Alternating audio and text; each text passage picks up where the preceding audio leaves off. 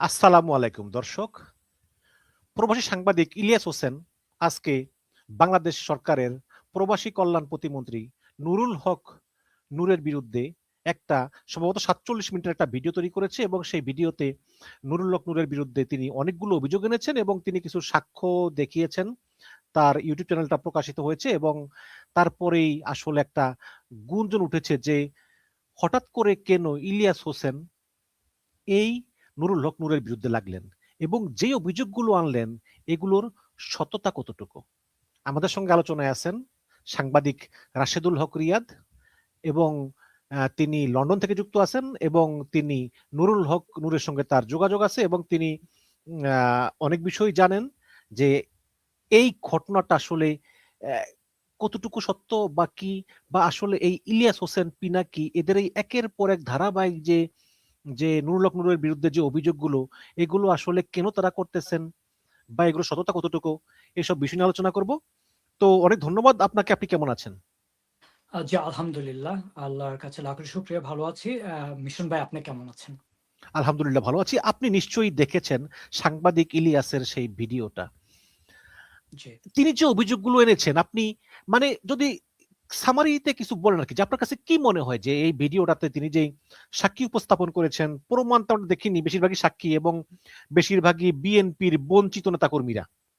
তারা জি। বলেছেন আমরা কিছু পাইতেছি না, সেটা করতেছে, এটা করতেছে। আপনার কাছে কি মনে হয় ওভারঅল? জি, হাম্মাদউদ্দিন মিশন ভাই, আপনাকে ধন্যবাদ আমাকে আমন্ত্রণ জানানোর জন্য। দেখুন, স সাংবাদিক ইলিয়াস হোসেন তিনি যে শুধুমাত্র আজকে ডাকসুর সাবেক ভিপি এবং গণ অধিকার পরিষদের সভাপতি এবং বর্তমানে আপনার প্রবাসী কল্যাণ মন্ত্রণালয়ের প্রতিমন্ত্রী জনাব নুরুল হক নূরের বিরুদ্ধে তিনি অভিযোগ বা ভিডিও করেছেন সেটা নয়। আপনি যদি দেখেন ধারাবাহিকভাবে গত ১ থেকে ১.৫ বছরের মধ্যে তিনি বাংলাদেশের শীর্ষস্থানীয় অনেক রাজনৈতিক ব্যক্তিবর্গের প্রতি কোনো ধরনের তথ্য প্রমাণ ছাড়া বিভিন্ন ধরনের অভিযোগ নিয়ে এসেছেন। আমি আপনাকে কথার ছলে একটা কথা বলতেই পারি, কিন্তু প্রমাণ ছাড়া কোনো কথা বলার সেটার কোনো আইনি ব্যাকগ্রাউন্ড বা মানুষের কাছে কোনো গ্রহণযোগ্যতা থাকে না। যেমন যেমন তিনি বলেছেন যে আসিফ নজরুলের আমেরিকা বাড়ি আছে, তিনি বিদেশ চলে যাবেন। আসিফ নজরুল কিন্তু এখনো দেশেই আছে।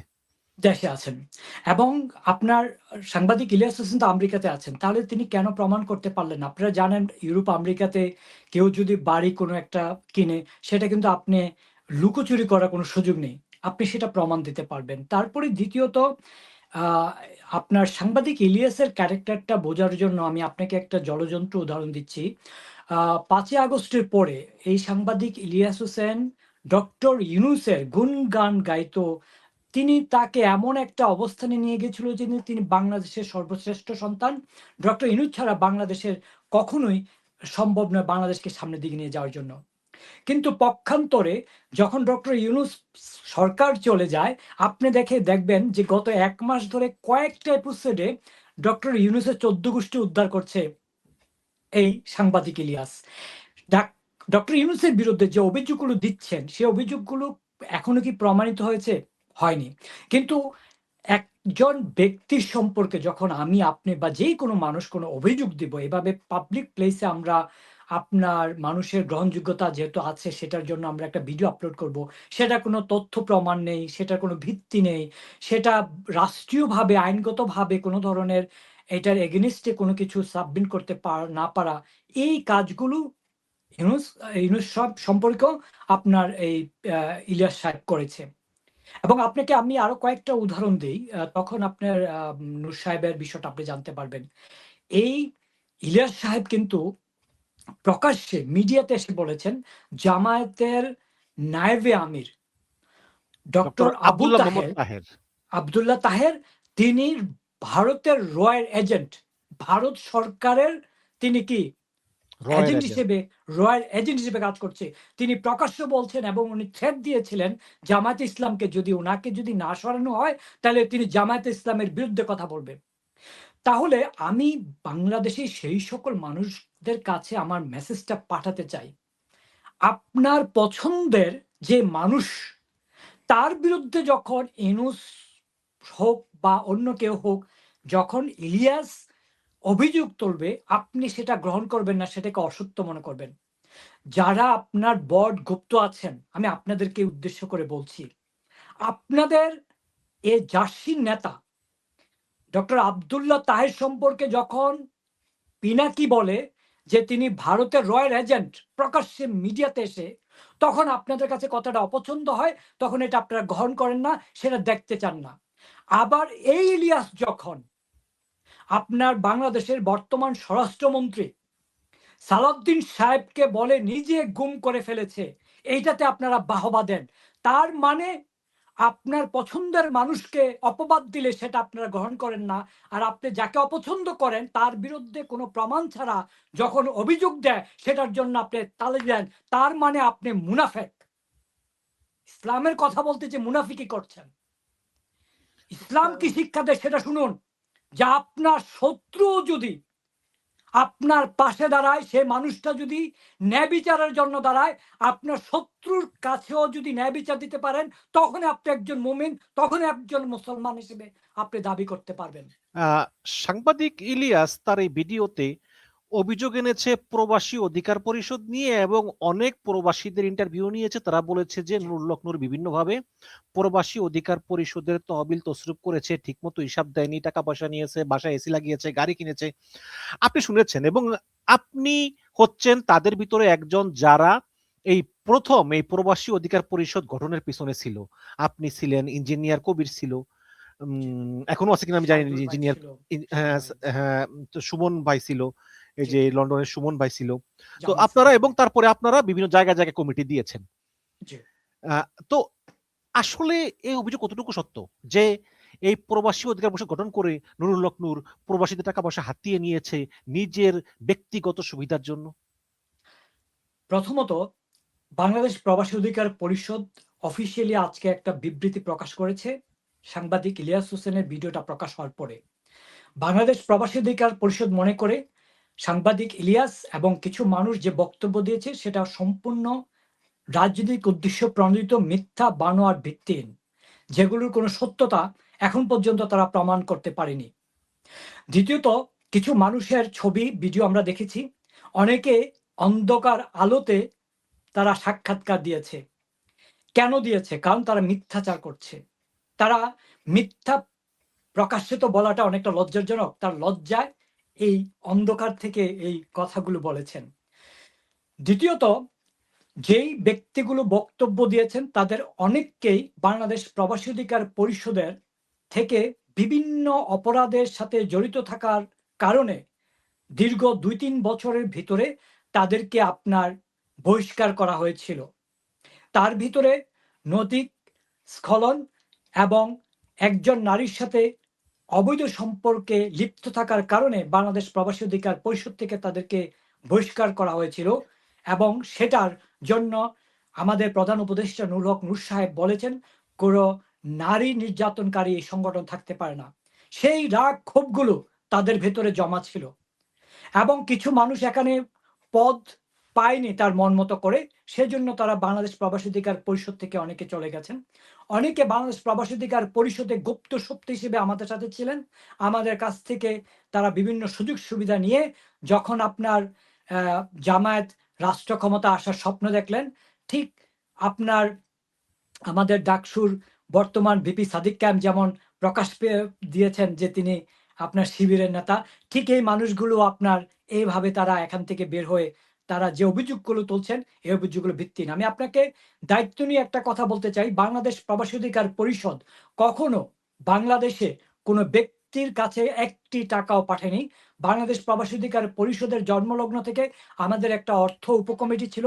অর্থ উপকমিটির মাধ্যমে বাংলাদেশে অবস্থানরত গণ অধিকার পরিষদ, ছাত্র অধিকার পরিষদ, যুব অধিকার পরিষদের যে অর্থ উপকমিটি, সেই উপকমিটির বরাবর আমরা অর্থগুলো প্রেরণ করতাম বাংলাদেশকে নতুন করে বিনির্মাণ করার জন্য। এখানে আপনাকে হরফ করে বলতে পারি, কোনো একজন মানুষ যদি একটি টাকা প্রমাণ দিতে পারে যে ডাকসুর সাবেক ভিপি, গণ অধিকার পরিষদের সভাপতি এবং প্রবাসী অধিকার পরিষদের মাননীয় প্রধান উপদেষ্টা নুরুল হক নূরের কাছে টাকা পাঠানো হয়েছে, তাকে আমি ১ কোটি টাকা পুরস্কার দেব। তারা কখনোই জাতির সামনে এই তথ্য নিয়ে আসতে পারবে না, কারণ তারা মিথ্যা বানোয়াট ভিত্তিহীন রাজনৈতিক উদ্দেশ্য প্রণোদিত হয়ে এই মিথ্যাচারগুলো করে বাংলাদেশকে অস্থিতিশীল ব্যর্থ একটি অকার্যকর রাষ্ট্র প্রতিষ্ঠা করার জন্য বাংলাদেশের মধ্যে এই শকুনগুলো মিথ্যাচার করছে। কিন্তু ইলিয়াস হোসেন তো আরো বলল যে নুরুল হক নূর, তার বাবা, তার ভাই, তার শালা, আরো কারা কারা নাকি আঙ্গুল ফুলে কলা গাছ হয়ে গিয়েছে, বাড়ি গাড়ি করতেছে, এইসব ভিডিও যে দেখালো। আঙ্গুল ফুলে কালা গাছ হয়েছে কিনা সেটা বাংলাদেশের দুদক আছে, আমি দুদককে আহ্বান জানাবো তারা যাতে খতিয়ে দেখেন। এখানে মিথ্যাচার করে তথ্য ছাড়া কথা বলার কোনো সুযোগ নেই। শুধু আঙ্গুল ফুলে কলা গাছ হয়েছে হান্নান মাসুদ, যে ছেলেটি বলেছিল যে তে বাংলাদেশের মধ্যে নয়, তার গ্রামের সবচেয়ে গরিব, অসহায়, দরিদ্র, হতদরিদ্র, ভিক্ষুক মানুষ, সেই ছেলেটি ১.৫ বছরে কোটি কোটি টাকার মালিক হয়েছে। হয়েছে সার্জিস আলম, না যে মানে ছেলেটির পকেট ছিল না, যে মানে ছেলেটির মানিব্যাগ ছিল না, না সেই না ছেলেটি আজকে জমিদারের নাতি হিসেবে না, এখন এখন বাংলাদেশে প্রতিষ্ঠিত এখন হচ্ছে। হান্নান সার্জিস এরা কোটি টাকার মালিক হয়েছে, এটা তো ইলিয়াসের মতো হয়ে গেল। মানে আপনি তো প্রমাণ ছাড়া বলতে পারেন না না, যে আমি প্রমাণ ছাড়া বলতে পারি না, কিন্তু প্রমাণ আছে। কেন? আমার কাছে ভিডিও আছে। একটি ভিডিওতে হান্নান মাসুদ বলেছে, আমি আমার গ্রামের সবচেয়ে গরিব মানুষ, ভাঙ্গা বাড়িটি আমার।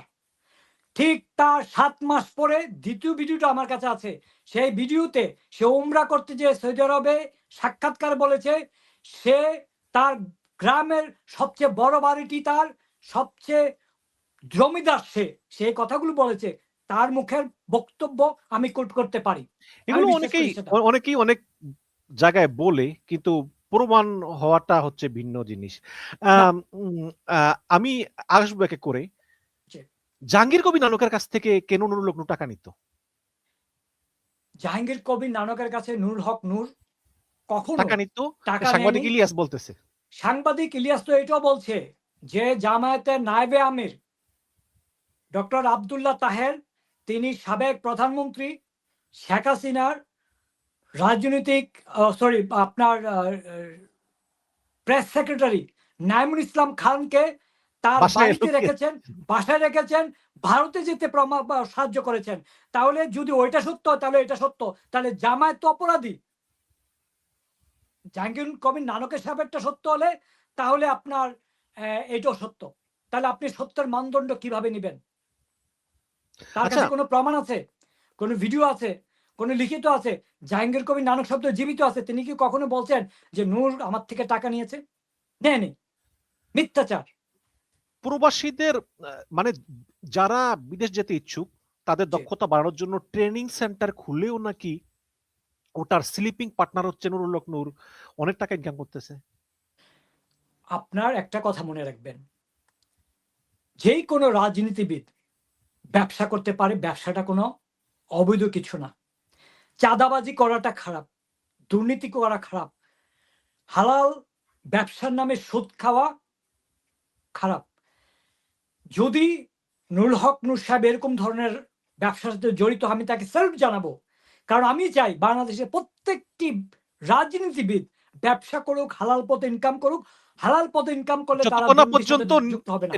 নিয়ম মেনে করতেছে, ঠিক আছে। ঠিক আছে। কিন্তু আপনার কাছে আমি একটা কথা বলি। আপনি ট্রেনিং ইনস্টিটিউট দিল। ট্রেনিং ইনস্টিটিউটে নিশ্চয়ই তো একটা প্রতিষ্ঠান। তাহলে প্রতিষ্ঠানের নাম কি? প্রতিষ্ঠানটা কোথায়? প্রতিষ্ঠানে কতজন মানুষ শেয়ার হোল্ডার আছে? নিশ্চয়ই তো একটা ব্যবসা করলে ভাই আপনি তো একটা এগ্রিমেন্ট করবেন। সেই এগ্রিমেন্ট কোথায়? আপনি যদি আজকে ইলিয়াস সাহেব একটা এগ্রিমেন্ট নিয়ে এসে যদি বলতো যে নুরুল হক নূর সাহেব তিনি এগ্রিমেন্ট দেখেন, তিনি এটার সাথে জড়িত, তখন আমরা কথাগুলো বিশ্বাস করতাম। কিন্তু তিনি তো দেখাতে পারেননি। যদি এটা সত্য হয়ে থাকে তাহলে আমি আপনাকে উদাহরণ দিচ্ছি। আসিফের বিরুদ্ধে, শিশু উপদেষ্টা আসিফের বিরুদ্ধে ৪,০০০ কোটি টাকা ক্রিপ্টোকারেন্সিতে দুবাইতে পাচার করার অভিযোগ এই ইলিয়াস সাহেব এনেছেন। যদি এটা সত্য হয়ে থাকে তাহলে আসিফেরটা সত্য। বিশ্বাস করলে আপনি ২ টাই করতে হবে। আর না বিশ্বাস করলে আপনাকে একটা করতে পারবেন না। কারণ কোনটারই প্রমাণ নাই। আপনি আমার সাথে একমত কিনা? আমি ইলিয়াসের অন্ধ মুরিদ। ইলিয়াস যা বলে আমি তাই বিশ্বাস করব। কারণ ইলিয়াস এগুলো কারণ হচ্ছে ইলিয়াস বাংলাদেশের ইলিয়াস অভিশাপ। মিথ্যা কথা বলতে পারে না। ইলিয়াস, আমি আপনাকে একটা কথা বলি মিশন ভাই, আমি একটা কথা বলি, বাংলাদেশে ১৮ কোটি জনগণ, দেশটাকে, এই দেশটা আমাদের, এই দেশটাকে ভালোবাসি। এমন দিন বাদ নেই যে দেশকে নিয়ে চিন্তা করি না। এই দেশটাকে অন্ধকারে নিয়ে যাচ্ছে পিলাকি আর এই যে ইলিয়াসটা মিলে বাংলাদেশটাকে অন্ধকার জগতে নিয়ে যাচ্ছে। আজকে ভিডিওটা রেকর্ড হলে যখন এটা পাবলিশ হবে 2-1 বছর পরে এটা কথাগুলো মেনে নেবেন। আমার দুঃখ, আমার প্রশ্ন একটাই, আপনার আপনি যাকে পছন্দ করেন, তার বিরুদ্ধে ইলিয়াস পিনাকি যখন বক্তব্য দেয়, ভিডিও করে, সেটা আপনি বিশ্বাস করেন না। কিন্তু আপনি যাকে অপছন্দ করেন তার বিরুদ্ধে একটা ভিডিও করলে আপনি তথ্য প্রমাণ ছাড়া আপনি এগুলো বিশ্বাস করে ফেলেন। আবার আপনি নিজেকে কি মনে করেন? নিজেকে সবচেয়ে সৎ মনে করেন। আমি যে কথাটা বলছিলাম যে আপনার শত্রু যদি কাঠগড়া দাঁড়ায়, আপনি বিচারক হলে আপনি যখন তাকে ন্যায় বিচার দিতে পারবেন তখনই আপনি একজন ভালো মানুষ।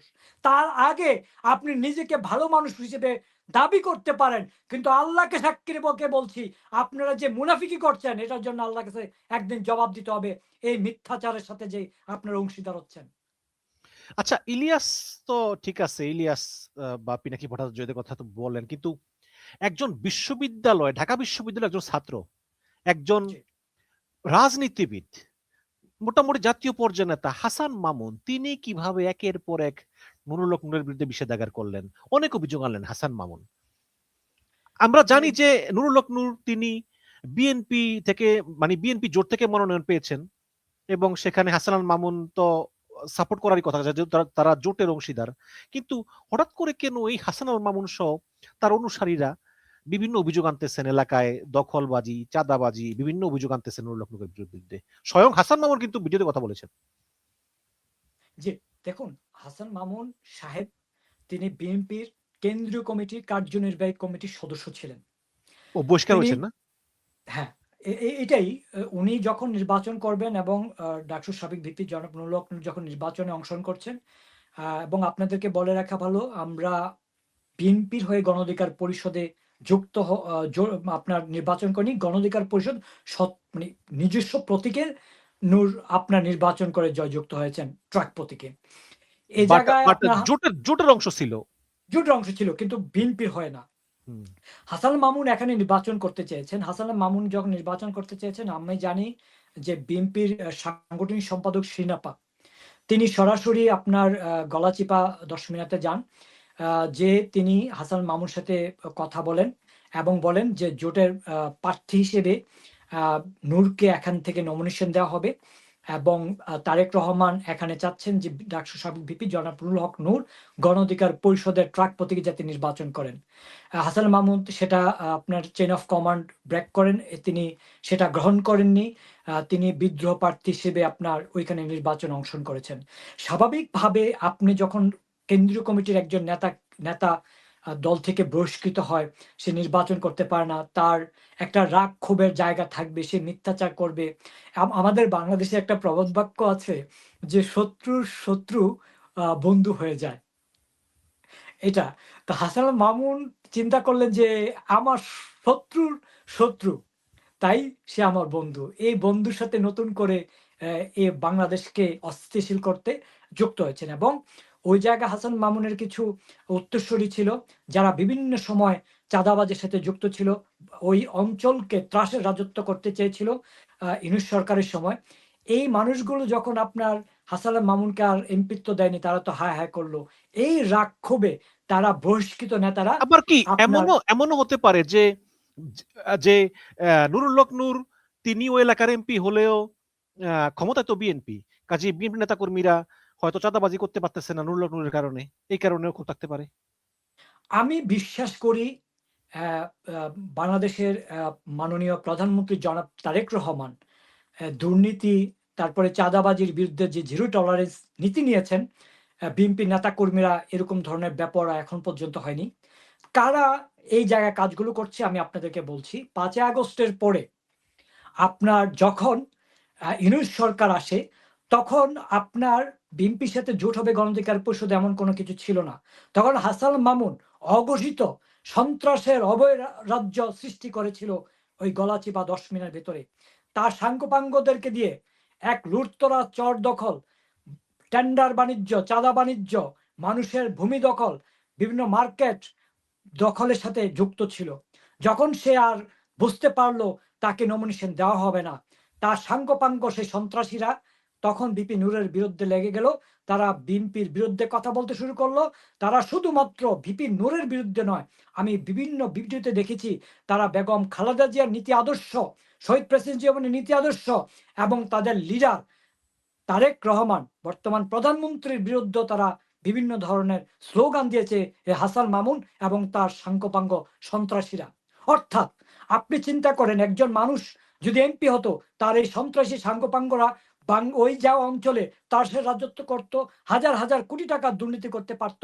এখন বাংলাদেশের তরুণ প্রজন্মের আইকন নুরুল হক নূর যখন এমপি হয়েছেন, ওইখানে মন্ত্রী হয়ে গেছেন, ওইখানে তারা দুর্নীতি করতে পারছে না। তাই তারা আপনার এই ধরনের প্রপাগান্ডার সাথে যুক্ত হয়েছে। কথা আছে না, গরম ভাতে বিলাই বেজার হয়। এইটাই হচ্ছে মূল লক্ষ্য। শত্রুর সাথে হাত মিলিয়ে বাংলাদেশকে অস্থিতিশীল করতে চাচ্ছে বহিষ্কৃত এই নেতা। কিন্তু একটা কথা বলতে চাই, আপনি একটু আগে বললেন যে যে ইউনূস সরকার ক্ষমতায় আসার পরে আসলে বিএনপির সঙ্গে নুরুল হক নূরের রাজ্যে জোট হবে এটা কোনো কনফার্মেশন ছিল না, হতেও পারতো না হতে পারতো ওই না সময়। হতে পারতো।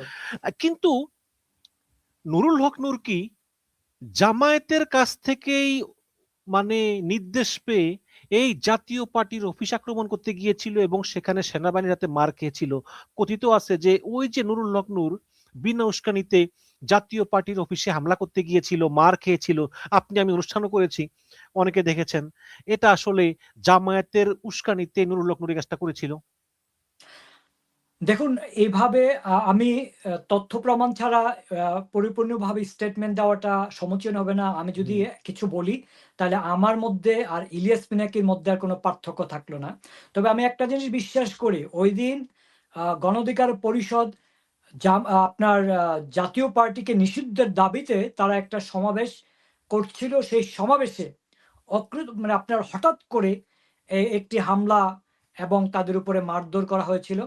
এবং পরবর্তীতে দেখেছেন, আমরা এখনো দাবি করছি, যারাই বাংলাদেশের ভেতরে কোনো রাজনৈতিক দলের উপরে কোনো ধরনের উস্কানি ছাড়া মিথ্যা অপবাদ দিয়ে কোনো ধরনের এরকম হামলা চালায়, সে হামলাকে আমরা তীব্র ঘৃণা ভরা মন থেকে প্রতিবাদ জানাই।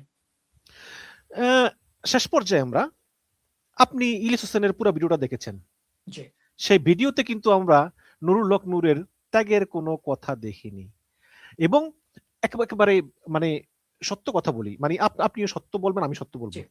বলেন যে মানে হাসিনার আমলে থেকে একদম ইউনূসের আমল পর্যন্ত বাংলাদেশের সবচেয়ে নির্যাতিত মায়ের খাওয়া নেতাকে নুরুল হক নূর, কোনো সন্দেহ নাই।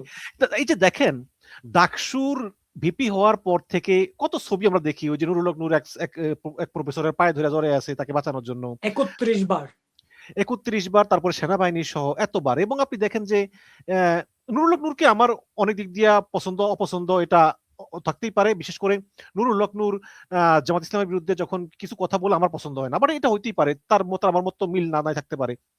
কিন্তু এটাও তো সত্য যে সবচেয়ে বেশি নির্যাতিত এবং এই জুলাই আন্দোলনে তাকে জেলখানার ভিতর ঢুকিয়ে যে নির্যাতন করা হলো, সেই আদালতে হাঁটতে পারে না। এবং সে তো বলছে যে এই সরকার ৯০% পইরা গেছে, ধাক্কা একটু দেন 10% পইরা যাইব। বাট এই সমস্ত কিছু কিন্তু ইলিয়াস হোসেনের ভিডিওতে অনুপস্থিত।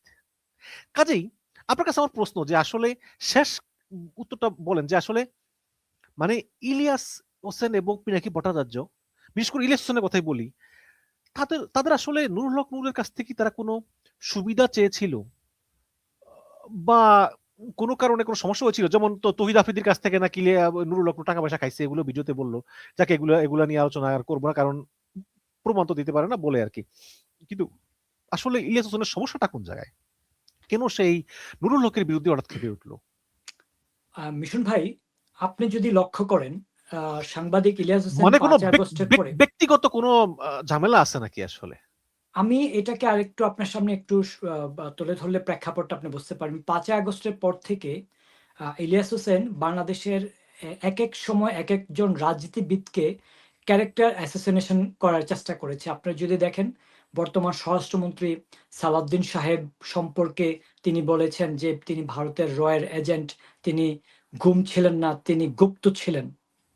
এবং আপনার আসিফ নজরুল, মোস্তফা আসিফ সরোয়ার ফারুকী, নজরুল সাহেব সম্পর্কে বলেছেন, তারেক ফারুকী রহমান সাহেব সাহেব, সম্পর্কে বলেছেন, আপনার নাহিদ সম্পর্কে বলেছে, আসিফ সম্পর্কে বলেছে, মাহফুজ সম্পর্কে বলেছে, নুসরাত সম্পর্কে বলেছে।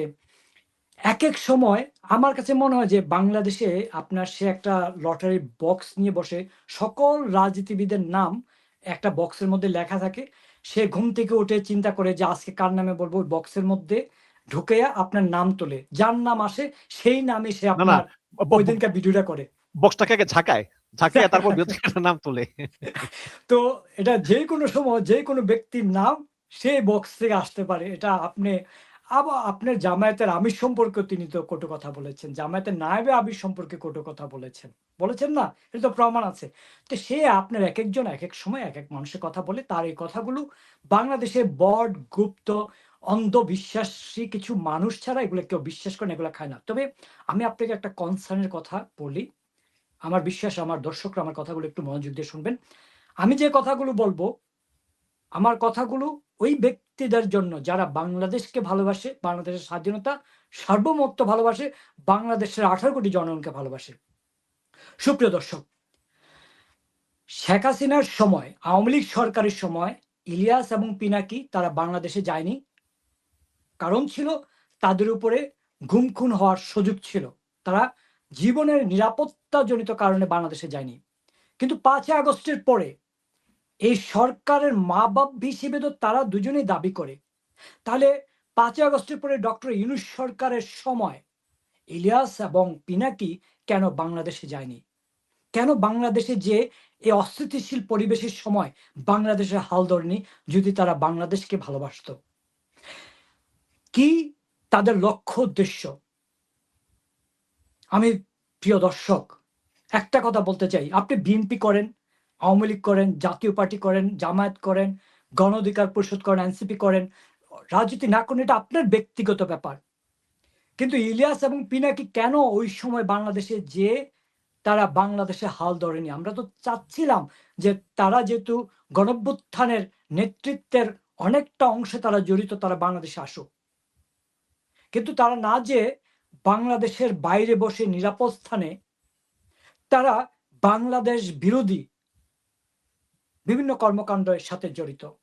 তারা কেন একের পর এক মিথ্যা অভিযোগ দিচ্ছে বাংলাদেশের শীর্ষস্থানীয় নেতৃবৃন্দ বিএনপি জনাব তারেক, মাননীয় প্রধানমন্ত্রী জনাব তারেক রহমান সম্পর্কে? তার কারণ তারা চায় বাংলাদেশ একটি অস্থিতিশীল, ব্যর্থ, অকার্যকর রাষ্ট্র হিসেবে প্রতিষ্ঠিত হোক। কারণ তারা বাংলাদেশ এবং বাংলাদেশের বাইরে থেকে বিভিন্ন রাষ্ট্রের কাছ থেকে মোটা অঙ্কের টাকা পান। সুপ্রিয় দর্শক, সাংবাদিক ইলিয়াস তো অনেক অভিযোগ দিচ্ছেন অনেকের বিরুদ্ধে অর্থনৈতিক কেলেঙ্কারির জন্য। কিন্তু আপনারা কি জানেন সাংবাদিক ইলিয়াস নিউ ইয়র্কে যে বাড়িতে থাকেন সেই বাড়ির মূল্য $1.5 মিলিয়ন। সে যে একজন অ্যাসাইলাম সিকার, কোনো কাজকর্ম করে না, ভিডিও বানায়, সে এই টাকার মালিক কোথা থেকে আসলো? কোথায় পেল ইলিয়াস এই টাকার উৎস কোথায়? সে কিভাবে এই বাড়ির মালিক হলো? ঠিক সেম পিনাকি ভট্টাচার্য নীতি কথা বলেন, কোনো কাজ নেই, অ্যাসাইলাম সিকার, রাজনৈতিক আশ্রয়। তিনিও যে বাড়িতে থাকেন সেটাও মিলিয়ন ইউরোর কাছে। প্যারিসের মতো একটি জায়গায় বিলাসবহুল জীবনযাপন, এ অর্থের উৎস কোথায়? এ উৎস যদি না জানতে পারেন, এই তাদের অপকর্মের বিরুদ্ধে যদি কথা না বলতে পারেন, তাদের ফাঁদানুপাতে যদি নেচে বাংলাদেশকে অস্থিতিশীল, ব্যর্থ, অকার্যকর রাষ্ট্র করতে পারেন, সেটা আমেরিকার জন্য ভালো হবে। কারণ বাংলাদেশ যখন ব্যর্থ, অকার্যকর, গৃহযুদ্ধমূলক একটি রাষ্ট্র প্রতিষ্ঠিত হবে, যেখানে বিএনপি, আওয়ামী লীগ, জামায়াত, এনসিপি, গণ অধিকার পরিষদ মিলে এক রাজনৈতিক দল আরেক রাজনৈতিক দলের চামড়া রক্ত চষে চষে খাবো, আমরা যুদ্ধ করব, তখন আমেরিকার আপনাদের আমাদের নতুন বাবা হিসেবে আমেরিকা আসবে, এসে বলবে তোমাদের রাষ্ট্রের মধ্যে গণতন্ত্র নেই, মানুষের অধিকার নেই, মানুষের জীবনে নিরাপত্তা নেই, আমরা আসছি তোমাদের রাষ্ট্রকে এখন সুন্দর করে পরিচালনা করার জন্য। সেই পরিবেশ সৃষ্টি করে আমেরিকা এসে বাংলাদেশের মধ্যে আর্মির ঘাঁটি কাটবে চায়নাকে নিয়ন্ত্রণ করার জন্য। এটা আমরা অদূর ভবিষ্যতে দেখতে পাবো যদি এই ইলিয়াস এবং পিনাকির মতো নাখান্দ্রা মানুষগুলোর সাথে যদি আমরা নাচা শুরু করি। এটাই হবে সর্বশেষ পরিবেশ পরিস্থিতি আগামীতে কয়েক বছরের মধ্যে আপনারা দেখতে পাবেন যদি আমরা এখন সচেতন না হই। যেটা আমরা উদাহরণ হিসেবে বলি, সেম কজ দিয়ে এই গণতন্ত্র মানুষের বাক স্বাধীনতার কথা বলে তারা আপনার লিবিয়াতে ঢুকে সোনার একটি দেশ ধ্বংস করে দিয়েছে, তিউনিসিয়াকে ধ্বংস করে দিয়েছে। সিরিয়া পৃথিবীর মধ্যে সবচেয়ে শান্তিপূর্ণ সুন্দর রাষ্ট্র ছিল, সে সিরিয়াকে ধ্বংস করে দিয়েছে। এই ফর্মুলা তারা বাংলাদেশে চালাচ্ছে, আর এই ফর্মুলার এজেন্ট হচ্ছে এই পিনাকি এবং ইলিয়াস। এই দুজনের কথা শুনে কোনো তথ্য প্রমাণ ছাড়া বাংলাদেশের মধ্যে নতুন করে রেভলিউশন 02 প্রতিষ্ঠা হবে না। বাংলাদেশকে গৃহযুদ্ধের দিকে আপনারা ঠেলে দিবেন। এর জন্য গুপ্ত সুপ্ত এই অন্ধ বট বাহিনীরা আল্লাহর কাছে রোজ কিয়ামতের মাঠে অবশ্যই আপনাদেরকে জবাব দিতে হবে। বাংলাদেশের একটা নিজের মাতৃভূমিকে এত অপছন্দ করতে পারে এই বট এবং গুপ্তরা, তারা বাংলাদেশের জন্য অভিশপ্ত হিসেবে আল্লাহ আমাদের কাছে এই বট এবং গুপ্তদেরকে পাঠিয়েছে। মনের দুঃখ থেকে কথাগুলো বলছি। কি প্রমাণ আছে এখন পর্যন্ত তারা যে রেভলিউশন 02 করতে চাচ্ছে? এই বিএনপি সরকার, আমি বিএনপি করি না, কিন্তু এমন কি ঘটলো যে রেভলিউশন 02 করতে হবে, সরকার উৎখাত করে দিতে হবে? এখন পর্যন্ত কি বিরোধী দলের কোনো শীর্ষস্থানীয় নেতা, এমপি, মন্ত্রী কাউকে গুম করা হয়েছে? কারোর কোনো এমপি বিরুদ্ধে কি হাজার হাজার কোটি টাকা দুর্নীতি করার প্রমাণ তারা দিতে পেরেছে? কোনো প্রধানমন্ত্রী কি কোনো ধরনের প্রেস বন্ধ করে দিয়েছে? বিরোধী দলের উপরে কি হাজার হাজার লক্ষ লক্ষ মামলা দেওয়া হয়েছে? এমন কি ঘটেছে যে আপনার রেভলিউশন 02 করে ফেলতে হবে? একটা রাষ্ট্রের 6 মাসের সরকারি সময়, 2 বছর অলমোস্ট বাংলাদেশে একটি রাজনৈতিক দলবিহীন একটা সরকার ছিল। সেই রাষ্ট্রের এই অবস্থায় কেন আপনারা এত উথালা হয়ে পড়লেন? কেন আপনারা এই পিনাকি, ইলিয়াসের মিথ্যা তথ্য সবকিছু গোপন সূত্র থেকে পাওয়া, এত গোপন সূত্র থেকে খবর তারা পায়, এগুলো প্রচার করে। আর এই অন্ধ ভক্তরা, আমি মন থেকে বলছি, রোজ কিয়ামতে আল্লাহ যদি আমাকে দাঁড় করায়, আমি এই গুপ্ত এবং বট বাহিনী, এই অন্ধ ভক্তদের বিরুদ্ধে আমি দাঁড়াবো যে আল্লাহ, আমার প্রিয় মাতৃভূমিকে ধ্বংসের জন্য এই যে মানুষগুলো দায়ী। জি, পরিশেষে বলতে চাই যে দর্শক, নুরুল হক নূরের অনেক কথা আমি নিজেও পছন্দ করি না, কিন্তু এটা হচ্ছে রাজনৈতিক মত পার্থক্য। তিনি যা বলবেন আমি পছন্দ করব না, আবার একসময় পছন্দ হবে না। বাট যখন কোনো একটা লোকের বিরুদ্ধে সুনির্দিষ্ট দুর্নীতির এলিগেশন আনেন, সেটা তো একটা প্রমাণ সহ আনতে হবে, তাই না? আপনি একটা ভিডিও করলেন, ব্যাকগ্রাউন্ডে একটা ভালো মিউজিক দিলেন, একের পর এক বলতে থাকলেন, সাক্ষী আসলো। সাক্ষী তো বাংলাদেশে অনেকই পাওয়া যায়, যেটা সাংবাদিক রাশিদুল হক রিয়াদ বলেছেন যে বিভিন্ন কারণে একটা রাজনৈতিক দল খুললে সবাইকে সমানভাবে মূল্যায়ন করা যায় না, অনেকের নানা কারণে ক্ষোভ থাকে, তারা সুযোগ পেলে ওই ক্ষোভগুলো উগরে দেয়। আবার হাসান আল মামুন বঞ্চিত হয়েছেন, তিনিও তার ক্ষোভ উগরে দিয়েছেন। তো এই সমস্ত মিলিয়ে একটা ভিডিও হয়ে গিয়েছে এবং সেটা প্রচার করেছেন, এবং সবাই বলতেছেন যে আরে বাবা কি মারাত্মক ইনভেস্টিগেটিভ রিপোর্ট। কিন্তু ইনভেস্টিগেটিভ রিপোর্ট এটা কতটুকু হয়েছে সেটা তো অবশ্য আপনিও জানেন, আমিও জানি। এই জন্য বলি যে সব কথা বিশ্বাস করবেন না, সব কথা বিশ্বাস করবেন না। নিজের মনকে প্রশ্ন করুন, বিবেক দিয়ে বিচার করুন। যদি সেই বিবেকের বিচারে নুরুল হক নূর দোষী হয়, কিছু বলার নেই। বাট ওই কারো ভিডিও শুনে কথা বিশ্বাস করবে না, যে অমুক ভাই মিথ্যা কথা বলে না, অমুক ভাই যা বলে ঠিক বলে। ওইসব বিশ্বাসের দিন আর নাই। আপনি আর কিছু বলতে চান কি সাংবাদিক রাশিদুল হক রিয়াদ? না, আমি শুধুমাত্র আমার দেশবাসীর উদ্দেশ্যে যে কথাটা বলবো, যে একটি রাষ্ট্রে যখন সরকার আসে, বাংলাদেশের অর্থনীতির অবস্থা খুবই শোচনীয়। বৈশ্বিক অর্থনীতির কারণে বাংলাদেশের জ্বালানি, খাদ্যদ্রব্য, ব্যবসা সবকিছুতে এফেক্ট আসছে। রাজনীতি কার জন্য করা হয়? রাজনীতি করা হয় রাষ্ট্র পরিচালনা করার জন্য। রাষ্ট্র কার জন্য পরিচালিত হয়? রাষ্ট্র পরিচালিত হয় রাষ্ট্রের জনগণের উন্নয়নের জন্য। তাই সবকিছুর ঊর্ধ্বে রাষ্ট্রকে ভালোবাসতে হবে। বিএনপি সরকার যদি এমন কিছু করে যেটা করলে রাষ্ট্রের ক্ষতি হয়, ভাই আমরাও বিএনপি সরকারের বিরুদ্ধে কথা বলবো। কিন্তু একটা সদ্য ভূমিষ্ঠ হওয়া সরকারের গঠিত হওয়ার মনে হয় 24-25 দিন পরেই তারা সরকার উৎখাত করার জন্য পরিকল্পনা করছে। এটা আসলে কোনো গণতন্ত্রের ভিতর পড়ে না, দেশপ্রেমের ভিতরে পড়ে না। আমি বাংলাদেশের সকল জনগণকে বলবো, দেশপ্রেমিক হন, যেই সরকার আসুক সরকারকে সাহায্য করতে হবে। এবং সর্বশেষ যে কথাটা বলতে চাই, একটি গণতান্ত্রিক রাষ্ট্রের উন্নয়নের জন্য ক্ষমতাসীন রাজনৈতিক সরকার যত গুরুত্বপূর্ণ, বিভিন্ন ঐতিহাসিক দৃষ্টিকোণ থেকে আমরা দেখেছি সেই দেশের বিরোধী দল সে রাষ্ট্রের উন্নয়নের জন্য আরো বেশি ভূমিকা রাখে এবং গুরুত্বপূর্ণ। সুপ্রিয় দর্শক, দলমত নির্বিশেষে নতুন বাংলাদেশ বিনির্মাণ করার জন্য চলুন আমরা একসাথে হয়ে কাঁধে কাঁধ মিলিয়ে বাংলাদেশের সামনের দিকে নিয়ে যাই। ধন্যবাদ। অবশ্যই অবশ্যই, কোনো সন্দেহ নাই, আমাদের এটাই করতে হবে, কাঁধে কাঁধ মিলিয়ে এবং দলমত নির্বিশেষে দেশটা হচ্ছে সবার আগে, দেশের উন্নয়নের জন্য কাজ করতে হবে। সাংবাদিক রাশেদুল হক, আপনাকে অনেক অনেক ধন্যবাদ, আপনি ভালো থাকবেন। আপনাকেও ধন্যবাদ আমাকে সময় দেওয়ার জন্য। আসসালামু আলাইকুম। ওয়ালাইকুম আসসালাম রহমতুল্লাহ বরকাতুহ।